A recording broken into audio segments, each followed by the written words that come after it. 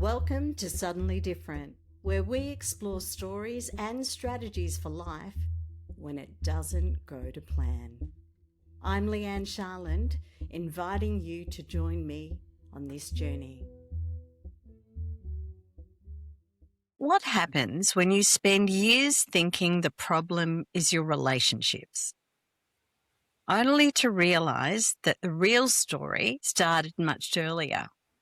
Before the marriages, before the divorces, before the anxiety, and before learning more about boundaries and how to rebuild them.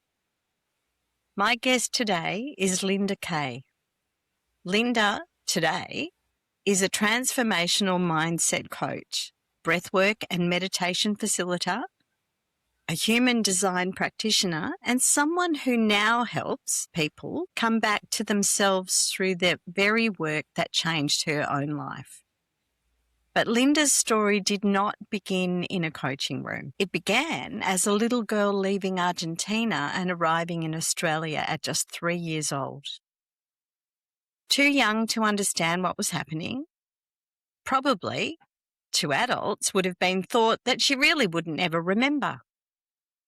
Too young to explain what had been left behind for her, but not too young for her body to remember. And that is the thread I want to follow today. Because sometimes the things we call anxiety, people-pleasing, relationship patterns, overgiving, or fear of rejection are not character flaws.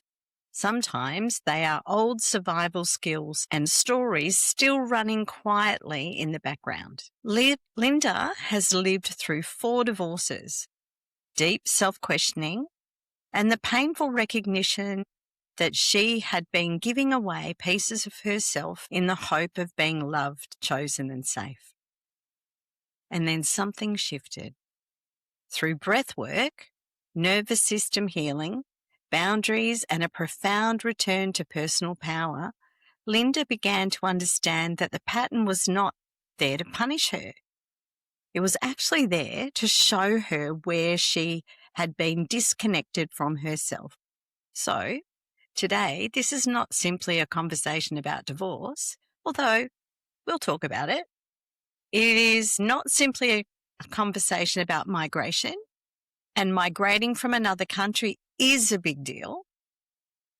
And it's certainly not a neat little transformation story with a ribbon tied around it. This is a conversation about the body remembering what the mind forgot, about the moment we stop abandoning ourselves, and about learning that a boundary is not a wall.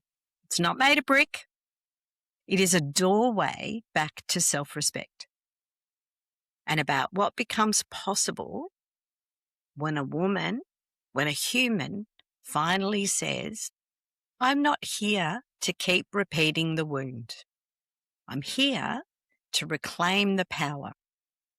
Linda Kaye, welcome to Suddenly Different. Thank you so much. That's beautiful. I love that introduction. Thank you. Pleasure. It's wonderful getting to know people.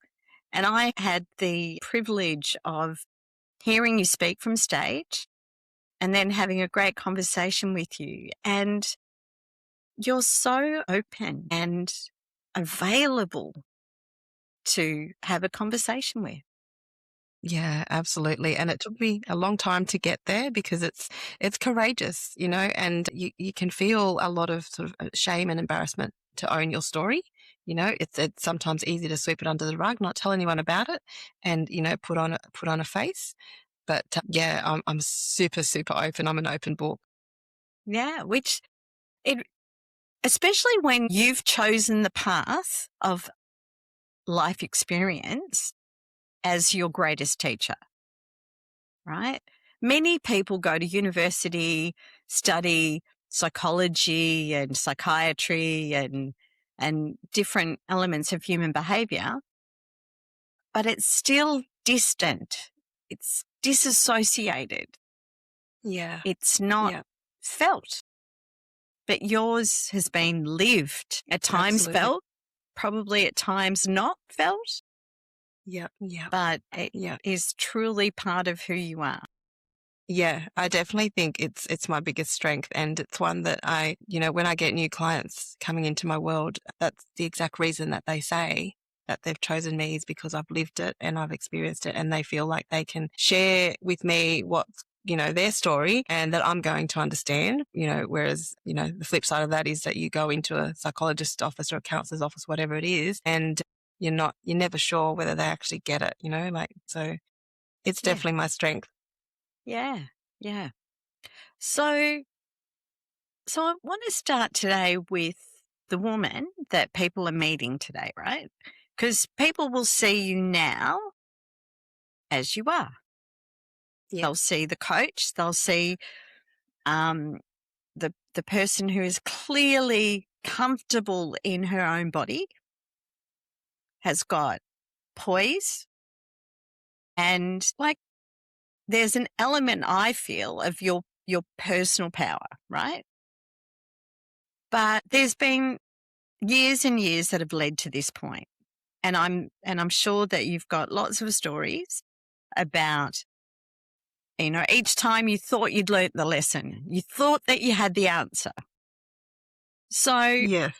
so, so who is the Linda that we're meeting today, and who did she have to become? Where did she start to do this work that you're doing? So we're really talking about this being able to help others.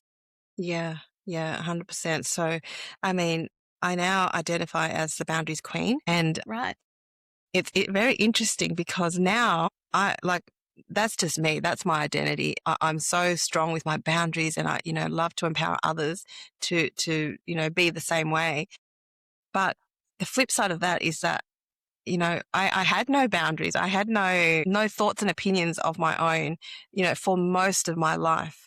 And so now, like for me to fully identify as the boundaries queen is, a testament of the hard work and all the self reflection and self awareness that I've had to discover about myself, and a lot of grief and loss in that. So to become the boundaries queen, I had to say goodbye to a lot of old patterns, a lot of, the old identities, even old friendships and old connections as well. But it's something that I realized that if I wasn't going to do that, then I was always going to be stuck in this victim mentality. And that did not serve me for, over 30 years, 40 years. And so I needed to really just start with a fresh slate. And to get to that point, it took me a couple of years of just really going on a bit of a self-discovery journey, trying to work out what it was that I wanted. I had no idea what I wanted, what I liked anymore. And I had to spend a lot of time by myself. And that was hard because I'd always been reliant on having a partner, a husband. There was I was always reliant on someone else. So for me to spend time by myself was extremely difficult, extremely uncomfortable, but I did it anyway because what I had done for the previous 30 plus years did not serve me. So it was just, to me, I was like, I just can't keep doing that. I need to do something different. And so I stepped into that fear and the uncomfortableness and just spent, a good couple of years just really getting to know me. And that was the key thing to, transforming and now becoming the boundaries queen. Right. So I'm curious with that sitting, that sort of self-isolation, so you had to really pay attention. You had to be consciously aware Yes. of who you were, what you were doing, Yes. how you were responding or reacting. Absolutely. Yeah. All of So, those things. and that's exhausting, Yeah. Yeah. right? And I had to often catch myself as well because I knew that I needed to change how I approach life and approach relationships and friendships. But it's hard to try and do that after 30 plus years of the same pattern. And so I would, really have to catch myself and stop myself from falling back into those old patterns. So it was hard work. It was exhausting. And alongside this sort of self-isolation and self-discovery, I implemented lots of lifestyle changes, including, diet, sort of making sure I was active every day, my sleep. My sleep has always been pretty crappy. I really focused on these things. So it was really like a holistic approach and yeah, just sort of just focused on me, basically. Self-care, looking after me. I did lots of, I went to lots of sort of retreats and workshops, sound healing, meditations and ice baths and yeah, just lots and lots of self-care basically. And through every one of these, events that I attended or workshops or classes, I learned a little bit more about myself. More things came up to the surface. As you said in the introduction, the body remembers even when I don't. And so every time I would attend, something new would pop up and I'd like, oh, a little light bulb moment. And so then I would work on that to heal myself and to just even having that awareness is how you can start to change the way that you respond. So before that period of time, I'm really curious if before then there was a moment, it might have been a really small thing at the time, that changed your trajectory. There was something that you noticed in something that was going on that you never thought was going to be a big deal, but that it just twisted or changed that trajectory by like even less than a millimeter. And that you can look back and you can go, well, actually it was going to a drumming workshop, or it was just taking a walk on the sand. It was something that seemed innocuous, but that actually has made you who you are today. Yeah. Yeah, absolutely. I absolutely can pinpoint that moment. It's so vivid.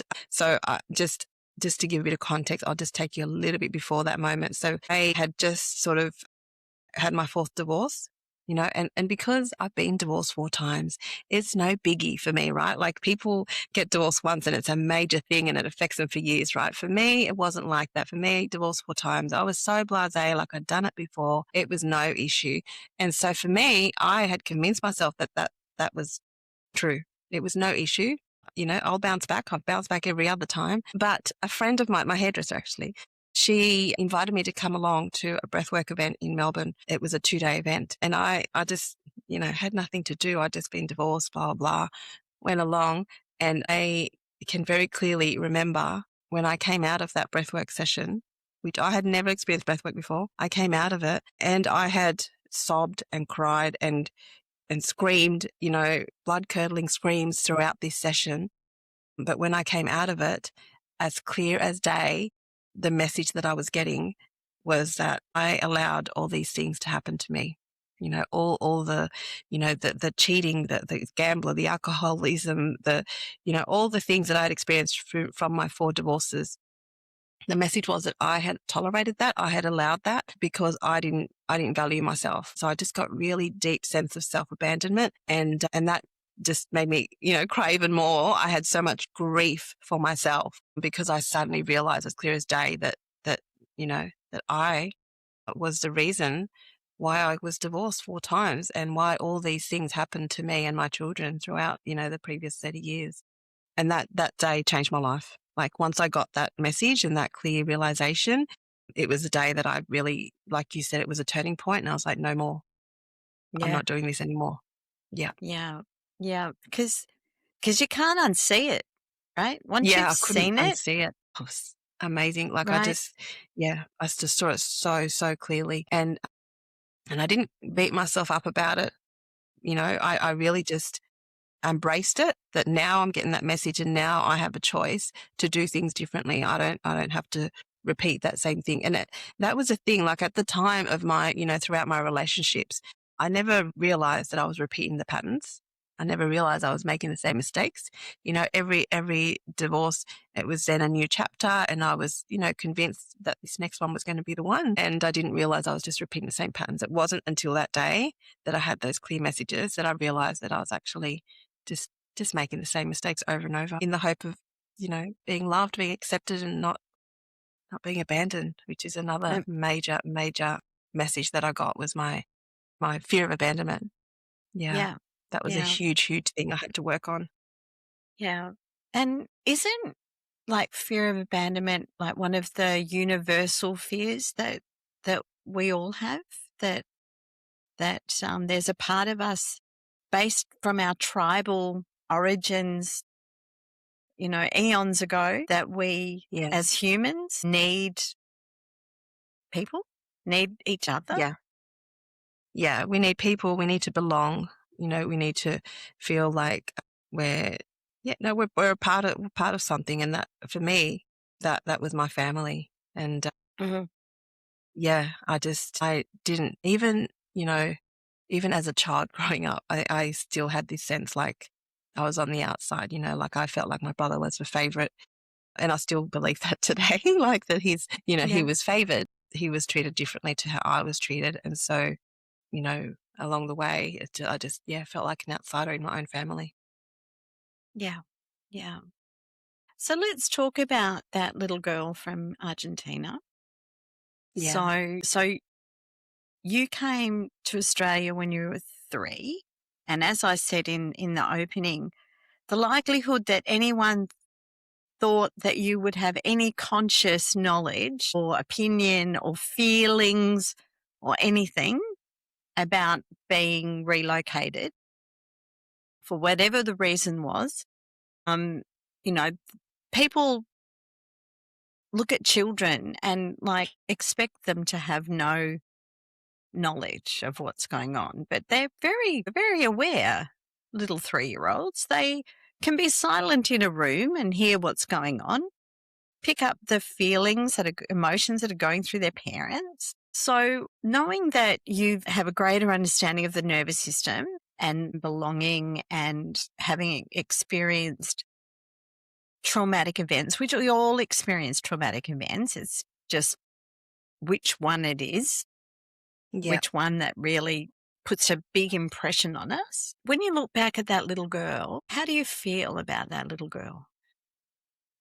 The little I Linda. actually feel like that little Linda was very, very confused, really didn't understand the world around her at the time. And surprisingly, I do have a few memories. I don't have a lot, but a few memories of that time when we first came to the country. And we weren't refugees or anything. We came, with passports, but we were part of a program where the government was bringing in workers from overseas. So my dad was brought in to work a particular role. However, when we arrived, there were many, many people that were coming from Argentina, as well as other countries.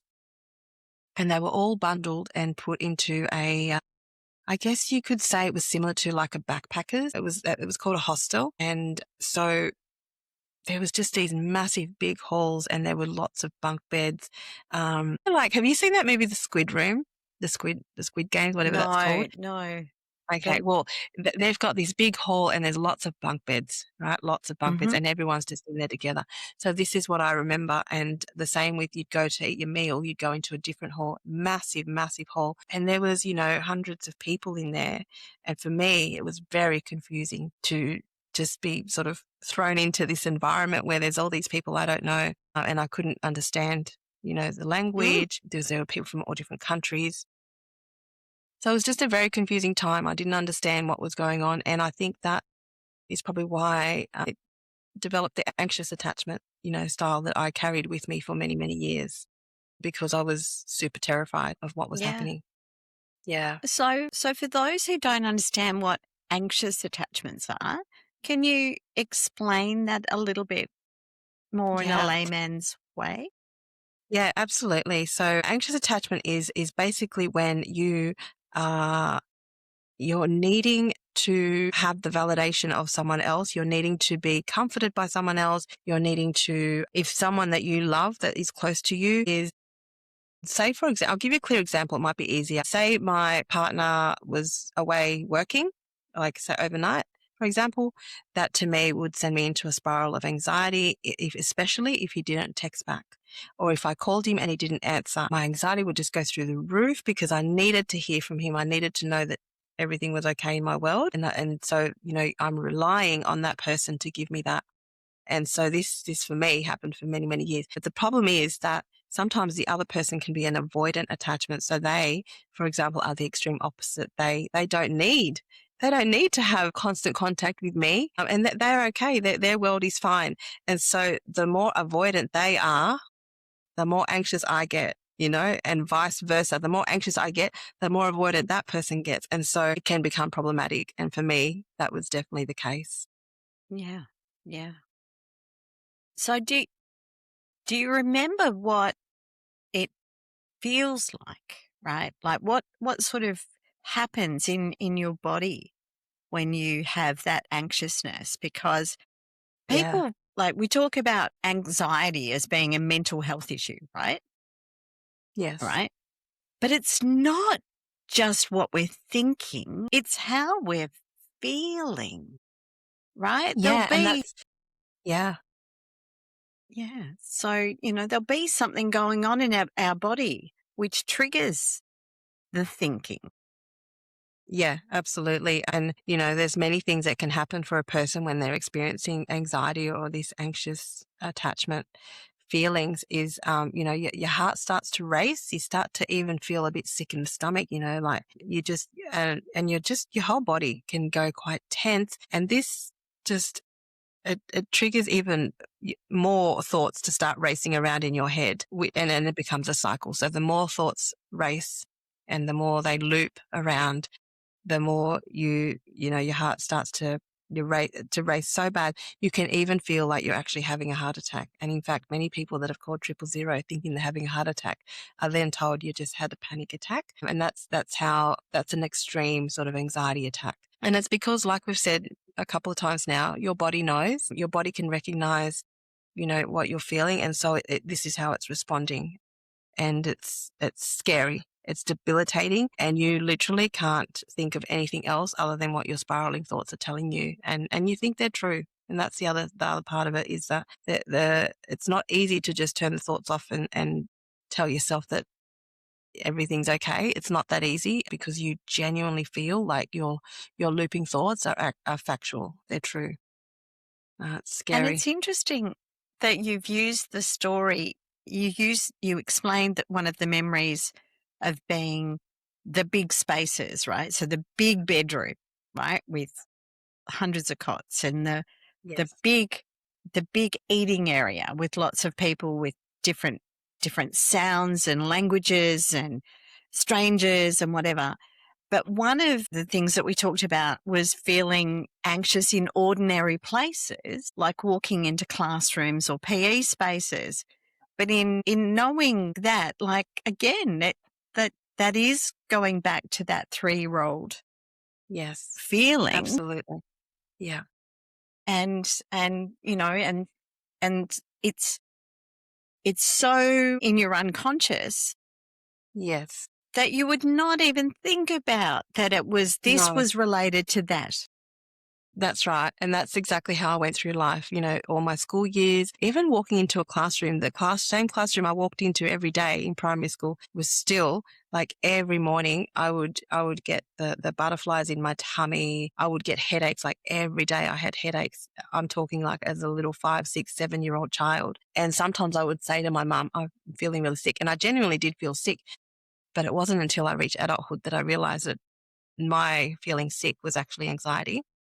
Um, and this is something I experience every single day, walking into that classroom, going to the athletics carnival, going into parent teacher interviews, like anything, going into the doctors, any kind of environment. I was just riddled with these feelings of anxiety and just found it really, really hard to walk into spaces. And when the period of time that you would have been a child, which is a different period of time that I was a child, but they still wouldn't have understood or recognized as clearly that children have anxiety. Correct. It wasn't even a thing. I'd never heard of it as a child that, that's what I was experiencing, or didn't hear anyone else talk about it either. So I didn't understand it. I didn't know that that's what it was, Yeah. but Yeah. 100% that is exactly what it was. And it absolutely would have been sort of like, because your body knows, me walking into those environments would have triggered that memory of when I walked into those big halls that were scary with hundreds of Yes. people. Yes. Yes. Yeah. Absolutely. And it would have been yeah, it's so debilitating because Yeah. when your nervous system, so part of my condition having been injured by the COVID vaccination, right? So there's still many theories going around. They still don't really understand what happened, but what I do notice is most of the things that you described, plus brain fog and all sorts of, but extreme levels of it, were how I would feel after I had the neurological incident that was initially classified as a TIA or a mini stroke. But after that, I was getting worse. So the more that I would try to push through and go back into the public arena, go back to my workplace, go back to normal life, Yeah. the sicker I was getting. Yeah. Yeah. And when your autonomic nervous system is dysfunctioning, it is real. Like your Yeah. body is really, your heart rate really is going up. Yeah. Like Absolutely. it's Yeah. not it's not It's not made up. imagined. No, No. it's not. Yeah, it's not made up. It's actually real symptoms that you feel, and it's debilitating. Absolutely. Yeah. Yeah. Yeah. And I do think that it happens, well, in the past it happened more with women, but I think that's because of the socio, like the role that women played in society and the household, etc. So apart from that, we're wired differently. Yeah. Yeah. And yeah, women I feel carry a lot more, burden on their shoulders. Or carry a lot more Mm-hmm. responsibilities. We wear so many different hats, and over the years, we are adding more and more hats. And so it's quite a difficult as a woman to live in today's society with the expectations that are put on us, and how harsh we are on ourselves at times. And that is interesting. It is how harsh we are on ourselves. Hmm. So I wonder whether during those couple of years where you really went within, whether you had to acknowledge sometimes how harsh you were on yourself. Yeah. Yes, I had lots of lessons during that period of time, and that was definitely one of them. I was very critical, and I had super high expectations of myself across all areas of life. And I really had to give myself a lot of forgiveness, a lot of compassion. And I wasn't able to do that until I fully understood myself. And so it was, a bit of a journey to get there. But yeah, I did. And I definitely experienced some grief and loss around how harsh I was on myself, how different things could have been if I'd only been kinder to myself. I'm very kind. It's in my nature to others, but I had to learn to actually show kindness to myself. And now, actually, I did this with my partner the other day because he can sometimes have some negative self-talk, but he is the most positive, sort of kind man that you will find, always uplifting others. But he has this negative self-talk. And I said to him, like, that little message that you're telling yourself, like, is that something you would say to a friend or a colleague? He's like, no, I would never say that. And I'm like, well, then why is it okay for you to say that to yourself? You know? And then he's like, that you're right. And that's a little strategy, a little thing that I had to do along the way to sort of really show myself compassion and acceptance of where I'm at, like, and just let the Yeah. expectations go. Yeah. And sometimes though that negative self-talk, if we really listen to it, it isn't our voice. No, it's not. That's right. It And it's it just, could, like, your brain is wired to keep you safe, and it thinks that it can keep you safe by just keeping you in the same situation that you've always been in. And so when you start to try and do something different, or start to, behave in a different way, or move into different environments, your brain's saying, no, no, no, no, no.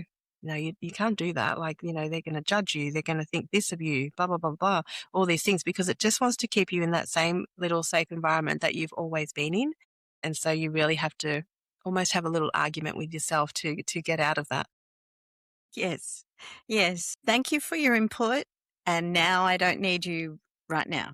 That's right. It's exactly right. Yeah. Yeah. Yeah. Yeah. So what was it like growing up? So feeling very anxious, going Yes. into familiar places, let alone unfamiliar places, but knowing that you'd come from a different country. So you had a different source language, but Yes. you're in Australia. Yes. And so what was it like being an Argentinian in Australia but knowing, not consciously knowing, but feeling anxious about everything? Did you feel like you belong? No, I absolutely did not feel like I belonged. I went to school not knowing a word of English and having to learn it at age 5. So I was 5 when I started school and not knowing any single little bit of English at all. So I didn't feel like I belonged because I had to go to these special classes to learn English. So I wasn't with my peers as such. And then when I did actually get, transitioned into a classroom, I was that weird kid that had to go learn English, and I was bullied. I was bullied as a child in primary school because I looked different. I spoke differently. My lunchbox was not like other lunchboxes, like all these things. Like I was just different on all levels. And I think the bullying part was what made me feel like I didn't belong, and so, yeah, it was quite a difficult journey getting through school life. And, friendships were very, very few and far between. I had one friend and she was also bullied. She had bright orange hair, and so she was bullied because she looked different. And yeah, and so we just gravitated towards each other, and she was my one and only friend that I had. But yeah, it was tough. It was tough growing up being the outsider. Yeah. Yeah, yeah. And I think I think that has changed a little with children in 2026. I think that they are more inclusive. I suppose we are Yes. such a diverse range of nationality of origin, that like we're the same. The Yes. kids don't It's much more see, accepted nowadays. Yeah. yeah, Like I when I went to school, it was like 78, I think it was. yeah, And in 1978, it was not common to see people from other countries. Well, not where I lived anyway. yeah, So yeah, it was very difficult. And even, the teachers, they were all, white Australians. Whereas now you look at, like, we are so diverse. We have, diversity in all industries. But yeah, that was, yeah, not my experience. And I'm grateful that it's different now because I think it's hard enough being a child. I yes, already had that anxiety of going into school, then to add another layer of being bullied because of, I was from another country. So yeah, definitely things have come a long way. yeah. So many of your experiences during childhood would have reaffirmed or created new beliefs about why you needed to behave a certain way. Yeah. Yeah, Yeah. definitely. And And one of the things that I think was crucial in my childhood is that, so my mum, she was a stay-at-home mum like her whole life after she had children. And she didn't really speak English for most of her life. And so she relied on myself and my brother to sort of be the interpreters. But she was also riddled with anxiety. She, relied on dad to get her from A to B, drive her everywhere. And when dad was working, because he worked shift work, if she needed to go to the shops and get stuff, she had to get on a bus, which was extremely difficult for her. In fact, in her whole life, she never got on a bus unless she was with me or my brother. And so she sort of enabled that, the pattern of me missing school. And that I'm saying enabled because I was already experiencing anxiety about going to school. And then she willingly allowed me to not go to school and not face that because it served a purpose. It meant that I could accompany her on that bus to get whatever it was that she needed. And often she would encourage me to have days off. And she would say, like, oh, it's, your dad's payday tomorrow. How about we go to the mall and we'll get lunch together and like all these things. So I became like her best friend, that would accompany her to everywhere. And what that did was it just ate into my anxiety. It meant that I was so attached to her for, giving me that safety and that, that relief from experiencing my school experience that I then, as I got older, really struggled without it. And Right. yeah. And then, when I was 17, obviously, that was another chapter that I had that really kind of was the extreme opposite of what I had experienced throughout my whole childhood. Yeah. So when you were 17, something major happened. Yeah. Would you Yeah. like to So when I share was the 17, story around that? Yeah. yeah, yeah. So when I was 17, I had already moved out. I had I was a bit of a rebel. I didn't like rules, and dad was like very strict. And so when I got to 17 and he was like, it's my rules, my house. Like if you don't like it, while you're under my roof, I think the words were, while you're under my Mm. roof, you'll follow my rules. So in my head, I'm like, well, maybe I just won't be under your roof then. So I ventured out. I went and got myself a little granny flat and I was living on my own at 17. But I was still coming home like most nights of the week. And anyway, I went home for dinner one night and I was 17 and mum said to me, we've made a decision. Your dad's going to retire and we're going to move back to Argentina because that's where we want to live out the rest of our years. And your brother's decided to come with us. My brother's 4 years older. He's coming with us. So, we'd love it if you came with us too. And I was just, my whole life was here in Australia. My whole world is here in Australia. I've always seen Australia as my home. At that point, I'd only ever been to Argentina once, and that was when I was 16. And so for me, leaving my friends, my work, I was also studying at the time, my social life, my independence of living on my own, leaving all that behind to go live in a foreign country, because that's what Argentina was to me. It was a no-brainer. It was like, no, there's no way. So I decided to stay. And 6 months later, they left. They had packed up, sold up. Yeah, they were gone. And at the time, I'd convinced myself that I was independent and strong and I had great social connections, friends. I had convinced myself that I was fine. I didn't need anything or anyone. But very quickly, I realized I was just in denial. I did feel abandoned. I did feel once again that my brother was chosen over me, that I didn't matter. It didn't matter that I was here. They left anyway. And I did. I had this deep, deep sense of abandonment that I quickly, even though I had the realization, I very quickly swept it under the rug. And Mm-hmm. that feeling did not resurface until I had that epiphany moment during my breathwork session. Wow.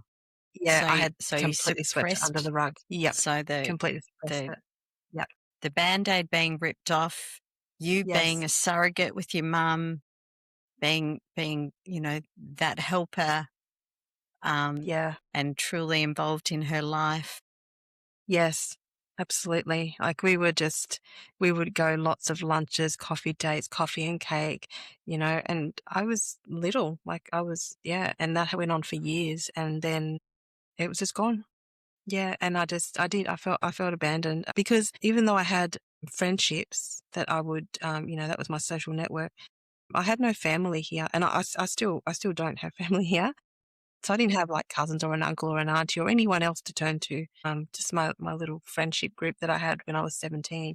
So I did feel very, very lonely, very alone. Yes. Yes. Yeah, yeah. And so I wonder what young 17-year-old Linda made all of that mean at the time.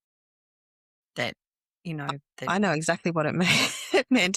It meant that, when they told me that they were going, I had just started a relationship. Like I had just started hanging out with a boy, like he was my boyfriend. And so what it meant was that when they left, I gravitated even more towards that boyfriend.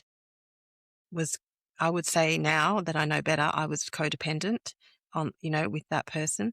His family was very traditional. They were from a different culture. And they were not okay with a 17-year-old not having parents.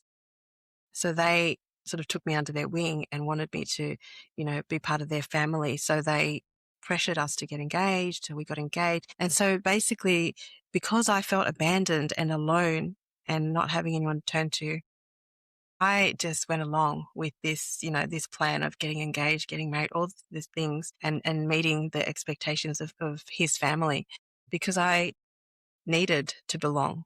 I was lonely, and I felt like I didn't have a choice. I felt like that was my best option. So now, I can look back and I know that marriage I loved him at the time, but, as a 17-year-old, do you really know what love is? Like, I definitely think that marriage happened for me out of convenience. Yeah. Yeah. Yeah. Yeah. And that And was the start of, my life unraveling, because I was making decisions based on this fear. yeah. Yeah. So have you forgiven yourself for that? Have you Yeah. worked through? Yeah, I definitely have. I definitely have. And it's easy to forgive yourself when you understand why you do what you do. And I 100% now understand why that marriage happened the way it happened, why I stayed so long. I also understand why I jumped straight from that one into another marriage, like the whole patterns. Like, I'm fully aware now why I did those things and what the need was that I was trying to meet, which was just that need to be loved and not abandoned, you know? Yeah. But yeah, as I said, when I was in it, I wasn't understanding it. I didn't have any awareness about it. It's really only now that I look back after going on my self-discovery journey and doing, working on myself, that I can now absolutely say that's the reason it happened. So with breathwork, so you went to that 2-day event and you Yeah.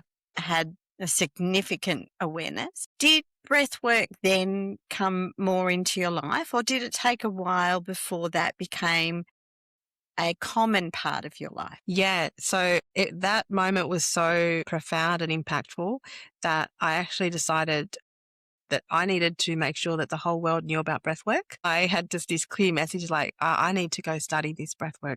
I need to know everything there is about it, and I need to share it and let everyone else know about it, because this is life changing. Like, why isn't everybody doing breathwork is the question I was asking myself. And so I went and studied it.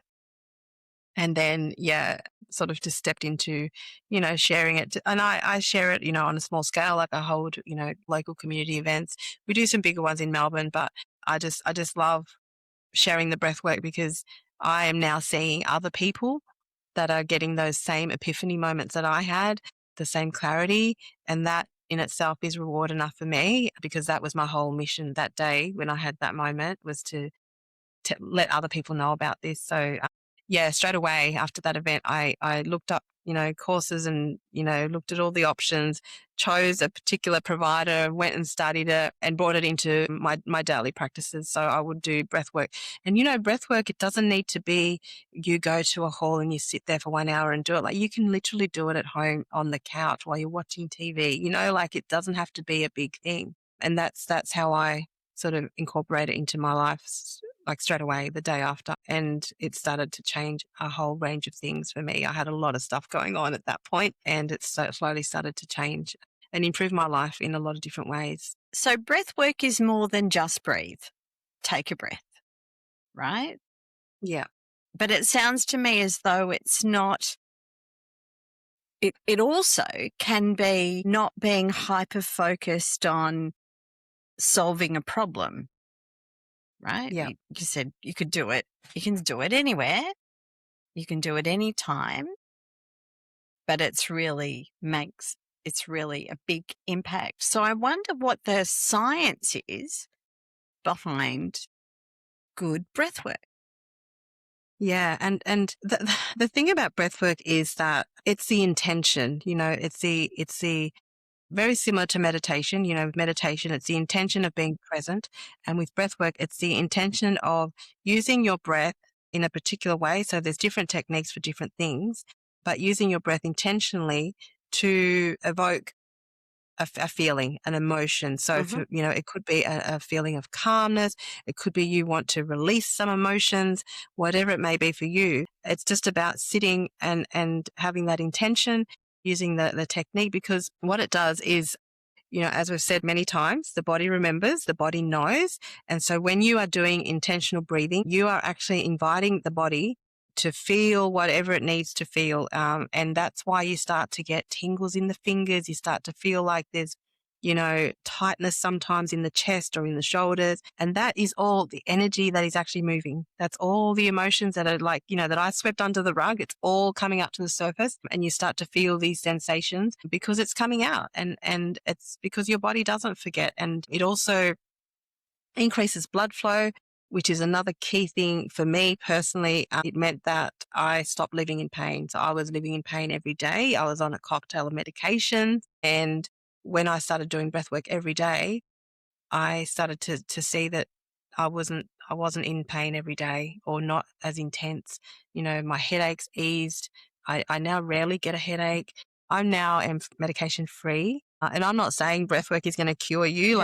No, follow your doctor's advice. This is my personal experience. But no, I'm now medication free. All those conditions that I was medicated for, I don't have those issues. I don't have those symptoms.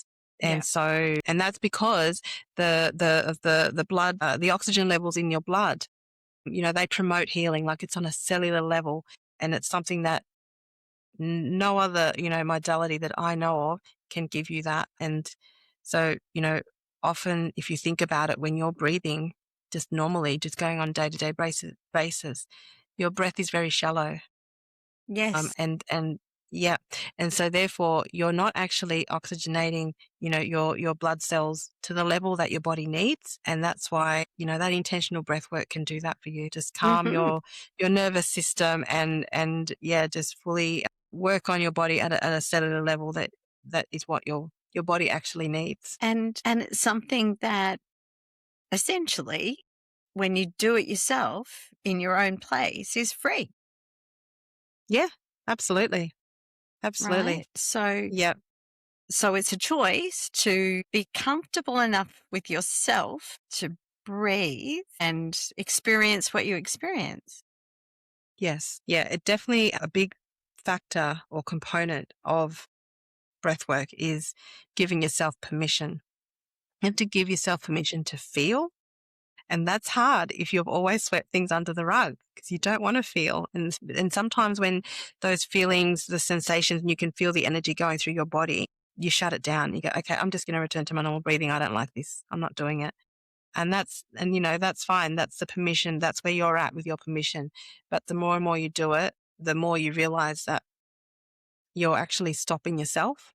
You're getting in your own way of actually doing your healing. And so that permission is a big, big thing. And it's one of the things when we're doing our breathwork sessions for people that I do a meditation to start with. And I really focus on that permission and allowing ourselves to heal and to move on. And so, yeah, I had to learn that was one of the key things. Well, because it is interesting. I've learned in a variety of different modalities about permission, right?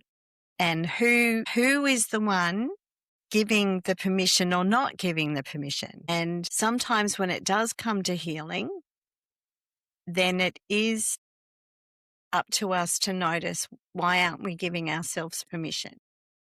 Why aren't we doing the things that we know are proven to help? Right? We spend money on buying devices to help us. Right? Yes. We'll outsource our power to things. But what if we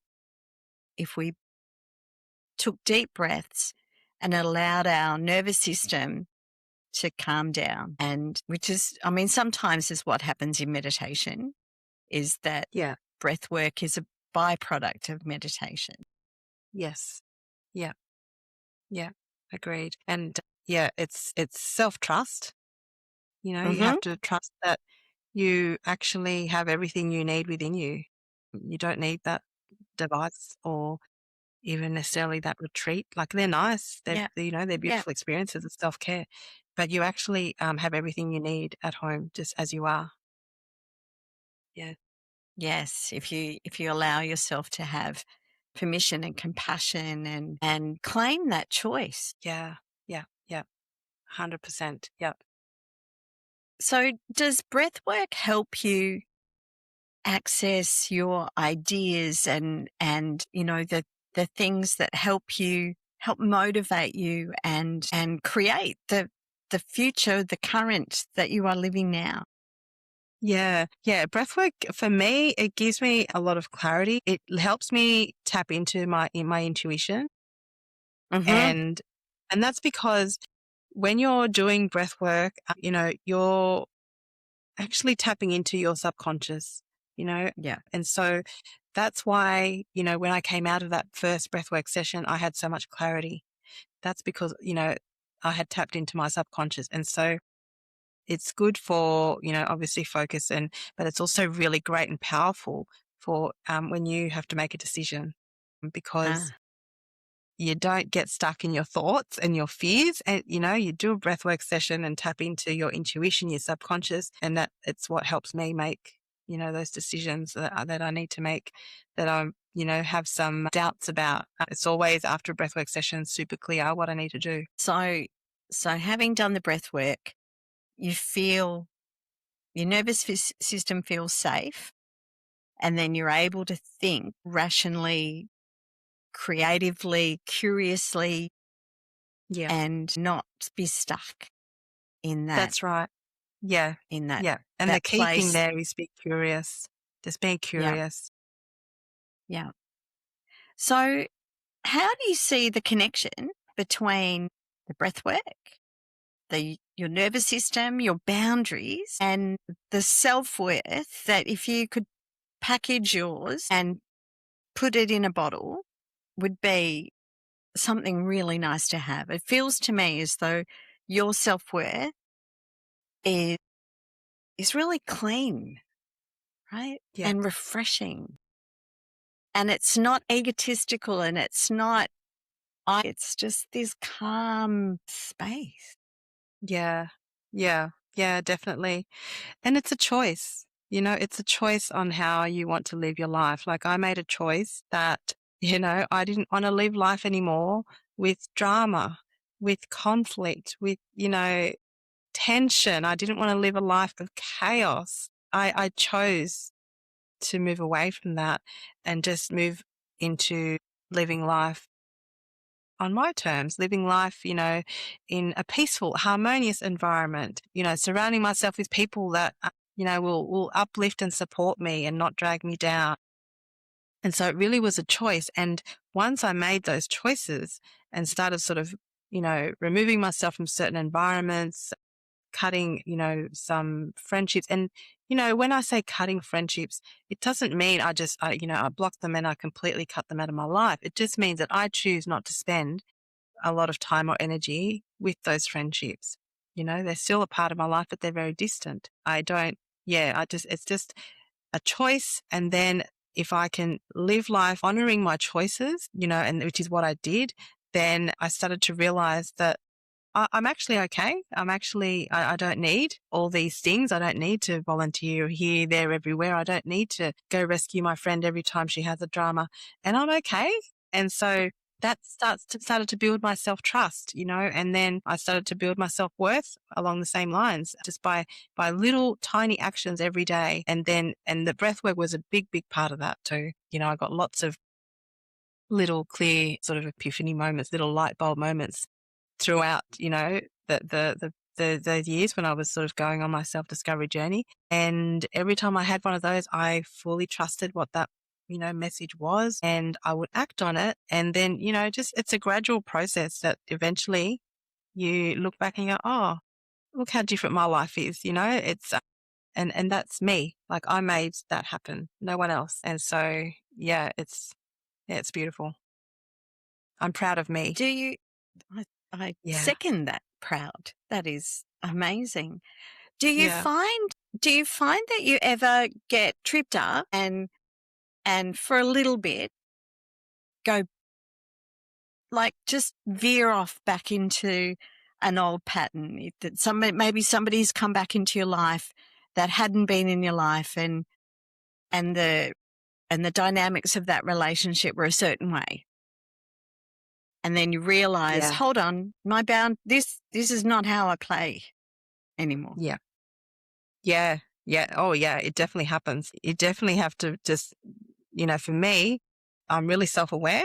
And so I can quickly recognize when I'm responding in a way that doesn't actually align with how I want to live my life. And because I can quickly recognize it, I can catch myself.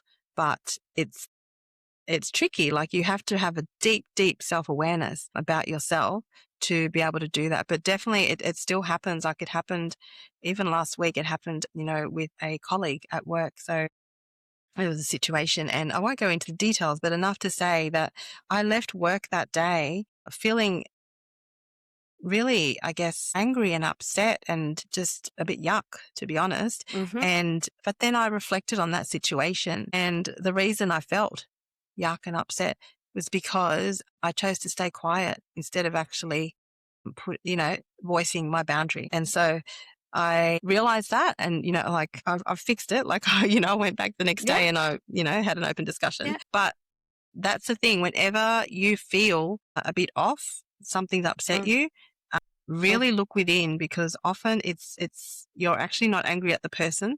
You're often angry at yourself because you haven't done or said the thing that you wish that you had. And that's, one of the key things of me living my life in alignment with my values and my boundaries now. So taking responsibility, reflecting, knowing that, it takes two in a relationship. And you've got your own personal power to choose. Yeah, that's right. Yeah. Yeah. And that's the thing that I try to empower all my clients, is that, you might be in a really shitty situation that's, out of your control. 100% it's out of your control, but you can control what you want to do about it. You can control whether you stay in that situation, or whether you seek outside support, or whether you start to distance yourself. There's always choices that you can make, no matter how shitty your situation is. Wow. It is, Yeah. like, it, to many people who are listening, that possibly seems like an impossible thing at the moment, but you've lived it, and Yeah. it is possible, right? You are an example of this possibility. And the fact that you referred to your partner before, right? So you're in a different chapter, living life differently, having let go of your anxiety around attachment and understanding your default behaviors. How does that feel, being in a relationship that isn't based on survival and fear? Yeah, it feels good now. It feels amazing now, and I'm super, excited and happy for our future. But honestly, in the early days, it was scary, and I would say I tried to self-sabotage Yep. that relationship very early on, Yep. because he was, completely different to what I had experienced in the past. And so I wanted to test him, like, I was just self-sabotaging, trying to see if I would get a reaction, trying to see if he would abandon me. I always needed to test people to see if they would abandon me, because then if they did, it was just validating of, this is what happens to me, like, because I was in that victim mentality mode a little bit. So yeah, it was tough at the start. It did not feel good. It did not feel comfortable, and I didn't feel safe. I should have been feeling my safest, because he is, an amazing man, but I didn't. It felt foreign. It felt uncomfortable. And now it's different now. And so, but you took on, like, continued with your self-work, right? You didn't hand it out and say, he's making me feel uncomfortable. You said, I was uncomfortable. Mm-hmm. Right? Yeah. So instead of outsourcing that, blaming it on somebody else, the situation, etc., you owned it. Yeah. And we're curious. Yes, absolutely. And I verbalized that I owned it at the time, which is probably why we survived, because, for him, if I look at his perspective, he would have been feeling like I was attacking him randomly out of nowhere, and he'd done nothing wrong to deserve that, right? That's how he would have seen it. And so I didn't want him to feel that, because I knew it was nothing he did. I knew it was me. And so I owned it outwardly and verbalized it. And I guess I wanted to give him an understanding of where I was at, and I was still trying to, overcome those old patterns, and recognize that every time I was triggered, every time that I reacted a certain way, it was because of something in my past, not because of something that he had done or said. And so, yeah, he was great in just allowing me to have that little, that little journey of, overcoming the triggers basically, and giving me that space. And so, yeah, and it happened, a fair few times very early on, and we got through it. He had to overcome his fight or flight. He was a fight or flight person. Yeah. And so it was hard, because I would be triggered, I would react, and his body was saying, flight, get the hell out of here, and he had to really work with that. And so we're now two different people to the two people that we were when we met. So, and that is choice, that is love, that is self-love, that is awareness, because we are a constant work in progress, aren't we? Absolutely. It's never ending. Right. And yeah. and our unconscious or subconscious mind is the biggest part of us, right? We'd probably go crazy if all of it was in our awareness. Yes. Right. So it's how the body, the human brain, the human physiology, it all works to help us live the longest life. But it's interesting when, the pattern is a clue, right? Yeah. So he knew his pattern. You knew your pattern. You chose individually to not give in. Yeah. To create a new pattern. Yeah. Yeah, absolutely. It definitely was a choice and a commitment to each other to work on those parts of ourselves individually, because we can't heal other people. I can't fix you. You can't fix me. Like, this is me, fix me, And so we had our individual, path that we were committed to walking. So if you were to leave something for our listeners today, so one truth about breath, boundaries, personal power, relationships, self-awareness, what would be the gift you would like to leave them with? I would say for listeners out there, no matter what their situation is, to not focus on that situation or that person, but focus on looking within, looking at what is actually important and what matters to that person right now, because that is what you need to focus on. The problem, the situation, it can be hard, it can be messy, it can be complex, and you can't often come up with a solution because it overwhelms you. It's too big. So you just need to bring it back to basics. You just need to bring it back to yourself. What do you actually need right now? What is it that matters, is important to you? And focus on that, meeting that need. And then everything else will honestly it'll work out. Beautiful. Yeah. So Linda, thank you so much for being on Suddenly Different today. There's something really powerful about the way your story reminds us that we do not always understand at the time the wound while we were living inside it. Sometimes we call it anxiety or a bad relationship or choosing the wrong person or being too sensitive or not being strong enough or being left alone. But your story invites a much more compassionate question. What if the body was always trying to protect us?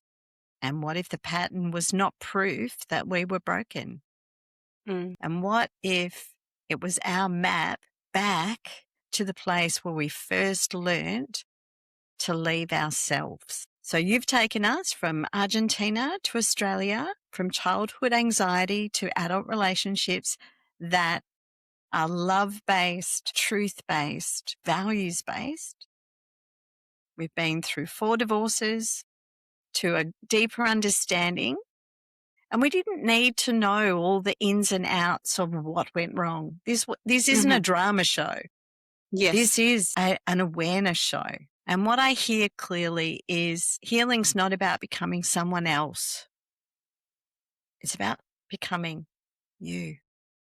Yeah. And finally, understanding that you're no longer being abandoned because you've got you Yeah. 100% of the time. 100%. Yeah.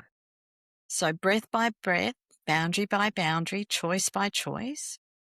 Linda, thank you for your honesty, your wisdom, and the work that you do with every person that you touch, whether it be in a big room, whether it be in a local community, whether it's somebody listening to this podcast.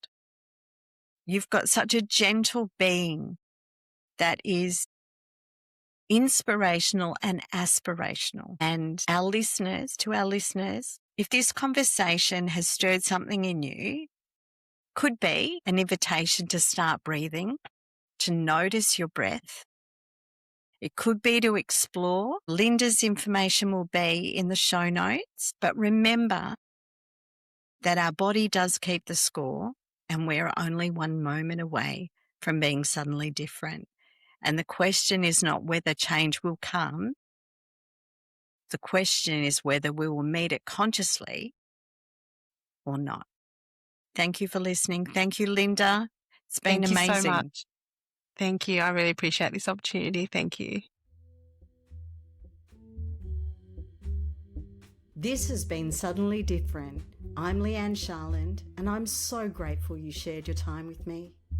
If you felt a spark, a tear, or a moment of recognition, I hope you'll pass that gift along by sharing this show.